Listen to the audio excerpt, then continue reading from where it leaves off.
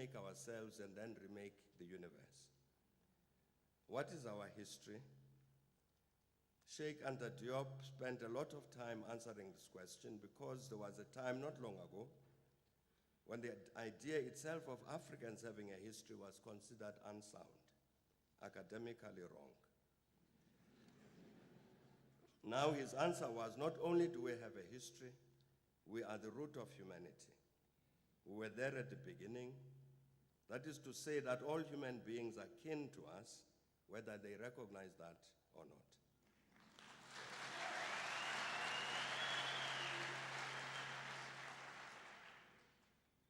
He also said that we're at the root of civilization. There's another area from which we have been pushed.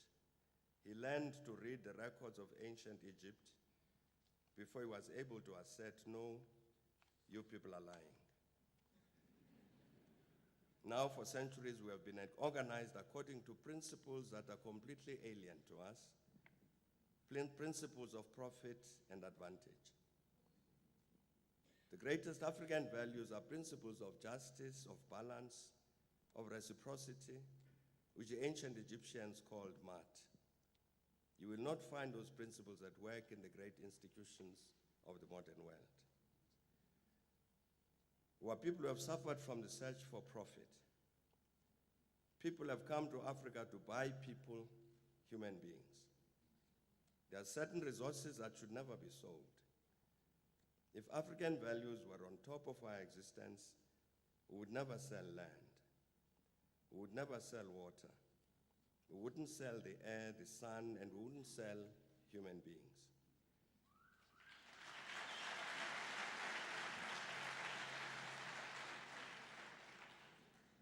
But we did.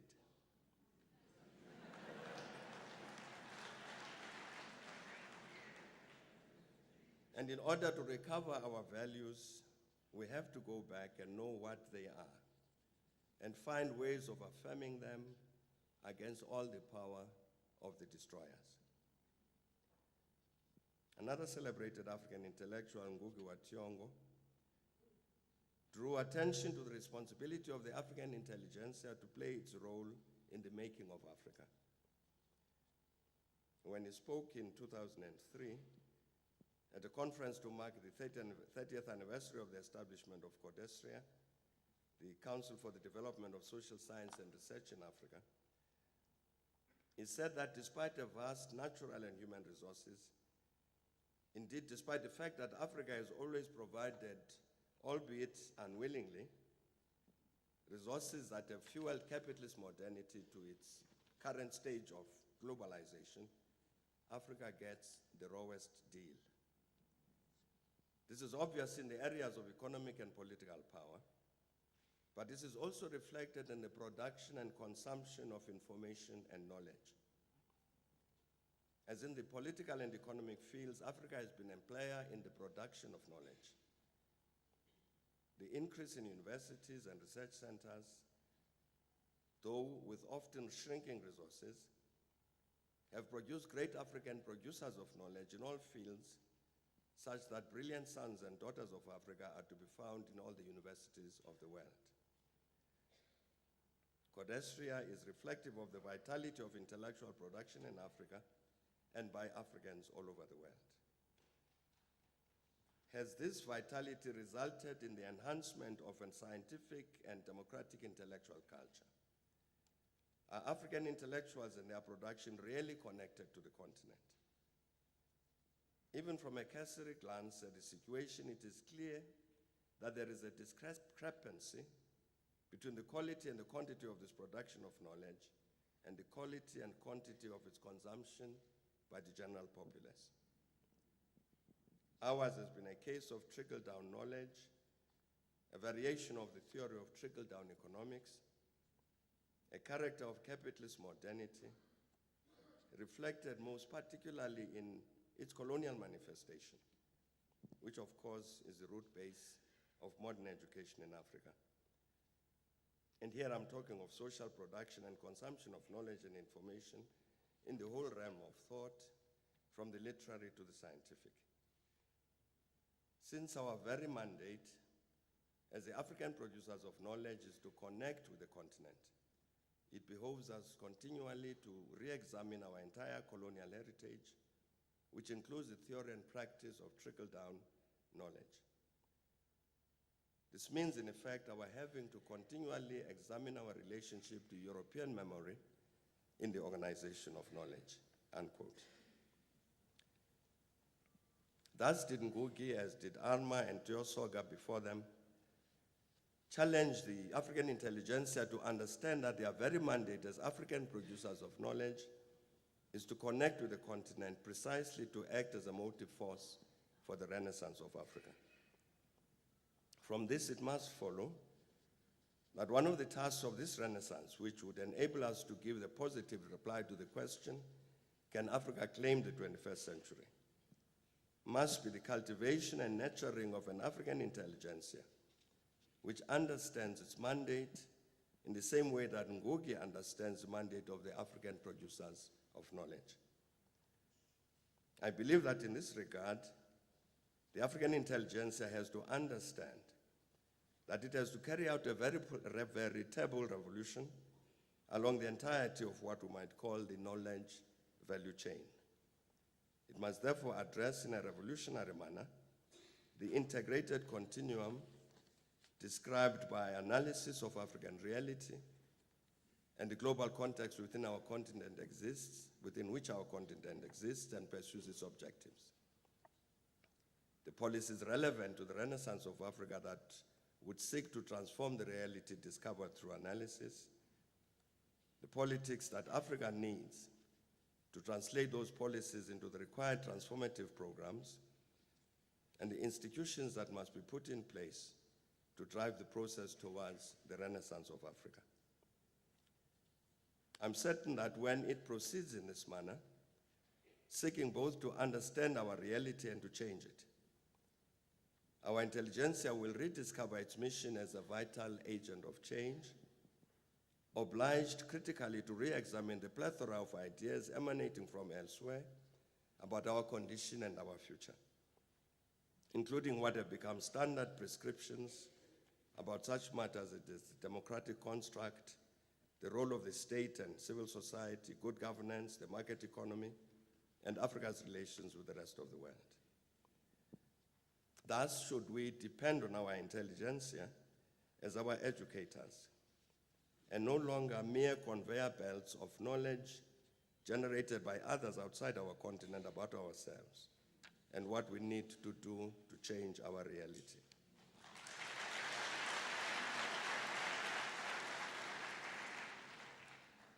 One of the urgent contemporary tasks that confronts these African producers of knowledge is to understand the meaning of the global economic crisis to the African continent and what the continent needs to do to overcome the development traps that kept it confined to a vicious cycle of underdevelopment, conflict, and untold human suffering for most of the 20th century, as World Bank had said in 2000.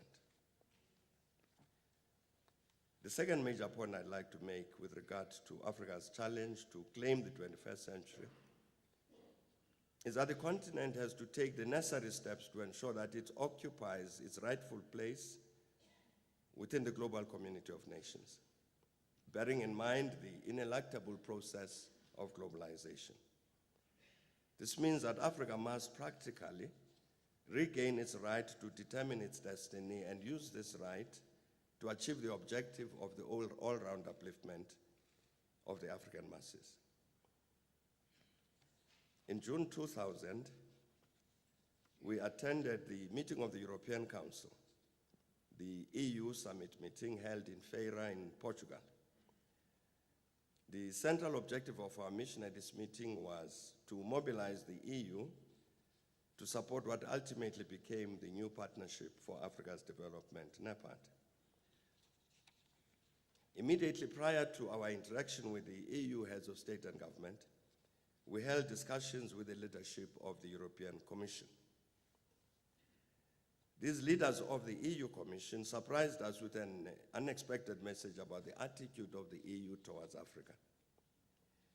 In essence, they warned us that the EU did not have any strategic perspective relating to Africa, as it did with other areas of the world, such as the East and Central Europe, the Middle East, Asia, and the United States. In short, in their view, the EU did not consider Africa to be of such importance to its future that it was compelled to place the continent within a conscious and deliberate strategic framework. The EU knew that willy-nilly, that is whether it liked this or otherwise, Africa would continue to provide Europe with its raw materials and serve as a market for its products. Beyond this, the continent had no possibility to act in a manner that would threaten Europe's interests. We therefore understood that in terms of the advice we received, the prevalent view among important sections of the European leadership, even subconsciously, was that contrary to the situation with regard to other regions in the world, the relationship between Africa and Europe did not merit any purposeful strategic reflection on the part of the EU. This communicated a very stark message to us that for Africa to assume its rightful place among the community of nations, especially in relationship to the developed countries, she had to demonstrate in theory and practice that she was a strategic player in the ordering of human affairs globally.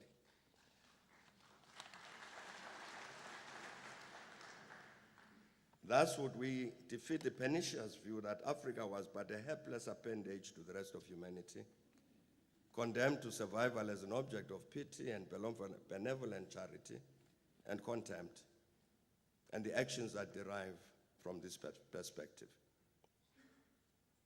We took this important advice into account when we engaged the EU heads of state and government, determined to convince them that we had not come to them as supplicants, but as partners they needed in their own interest.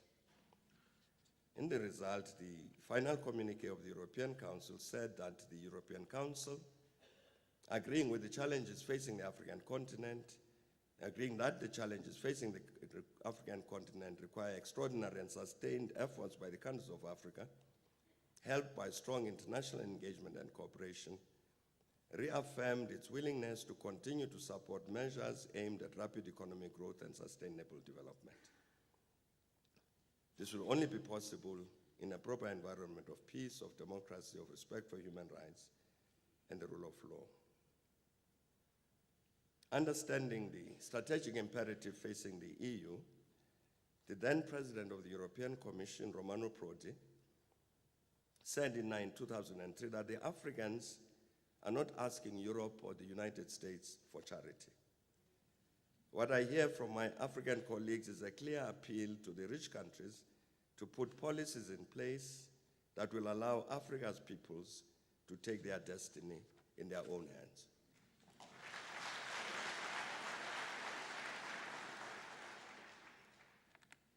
In this regard, in an address in 2001 at the Third African Renaissance Festival in Durban, I said that the response of the EU to the imperatives Africa faces as part of the global hinterland are driven by considerations of conscience and guilt, rather than fundamental necessities to which it must respond in its own strategic interest. I then said that to respond to this, it is necessary that the peoples of Africa gain the conviction that they are not and must not be wards of benevolent guardians, but instruments of their own sustained upliftment. Critical to this is the knowledge by these peoples that they have a unique and valuable contribution to make to the advancement of human civilization, that Africa has a strategic place in the global community. In this regard, the founding framework document of NEPAD said that Africa's place in the global community is defined by the fact that the continent is an indispensable resource base that has served all humanity for so many centuries. And it said these resources can be broken down into the following components: the rich complex of mineral, oil, and gas deposits, the flora and the fauna, and the wide unspoiled natural habitat which provide the basis for mining, agriculture, tourism, and industrial development. And it said the second of these was the ecological lung provided by the continent's rainforests and the minimal presence of emissions and effluents that are harmful to the environment, a global good that benefits all humankind. And he said the third of these was the paleontological and archaeological sites containing evidence of the origins of the earth, life, and human race, and the natural habitats containing a wide variety of flora and fauna, unique animal species, and the open uninhabited spaces that are a feature of the continent. And it set forth the richness of Africa's culture and its contribution to the variety of the cultures of the global community. And it said the first component is one with which the world is familiar. The second component has only come to the fore recently as humanity came to understand the critical importance of environmental issues. And it said the third component is also now coming into its own, emerging as a matter of concern not only to a narrow field of science or of interest only to museums and their curators. And the fourth component represents the creativity of African people, which in many important ways remains underexploited and underdeveloped. There are at least two other elements we can add to the four components mentioned by NEPAD. One of these is that over the years, Africa has exported significant numbers of qualified professionals to the developed world who have and are contributing an important part to the further socio-economic development of these countries. The second relates to what certainly the Europeans consider to be a threat, the illegal migration from Africa and elsewhere. The fact of the matter is that as long as our continent remains mired in poverty, so long will many of our people leave and try to enter and stay in Europe, regardless of steps that might be taken to stop this human flow. This makes the point that even if some Europeans sustain the view that they do not need a strategic perspective relating to Africa, the illegal African migration they consider to be a threat obliges them to treat Africa as a partner of one kind or another. For half a millennium, Africa has been treated, especially by many in the wide world, as part of their patrimony